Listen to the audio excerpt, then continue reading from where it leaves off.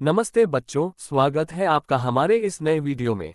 आज हम कक्षा 9 सामाजिक विज्ञान के अध्याय 2 पृथ्वी की सतह का निर्माण shaping of the earth surface को समझेंगे। क्या आपने कभी सोचा है कि पृथ्वी पर ऊंचे ऊंचे पर्वत, विशाल मैदान, गहरी घाटियां और महासागर कैसे बने? इन सभी के पीछे लाखों करोड़ों वर्षों से चल रही प्राकृतिक प्रक्रियाएं हैं। पृथ्वी की सतह में बदलाव। पृथ्वी की सतह हमेशा बदलती रहती है। इन बदलावों को लाने वाली शक्तियों को मुख्य रूप से दो भागों में बांटा जाता है।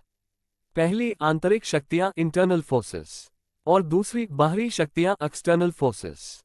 आंतरिक शक्तियां पृथ्वी के अंदर से उत्पन्न होती हैं, जबकि बाहरी शक्तियां पृथ्वी की सतह पर कार्य करती हैं।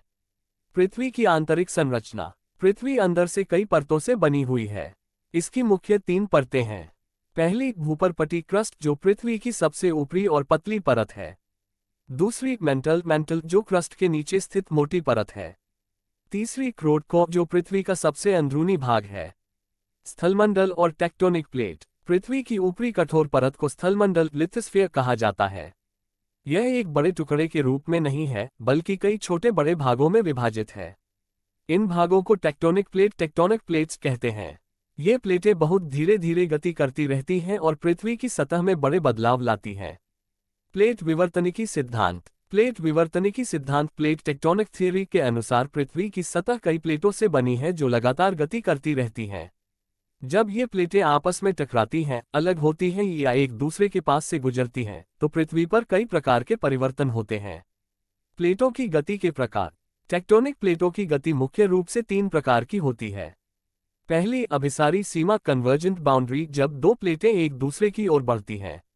दूसरी अपसारी सीमा डाइवर्जेंट बाउंड्री, जब प्लेटें एक दूसरे से दूर जाती हैं। तीसरी रूपांतर सीमा ट्रांसफॉर्म बाउंड्री, जब प्लेटें एक दूसरे के पास से खिसकती हैं। पर्वत निर्माण माउंटेन फॉर्मेशन। जब दो प्लेटें आपस में टकराती हैं तो पृथ्वी की सतह ऊपर उठ सकती है और पर्वतों का निर्माण होता है।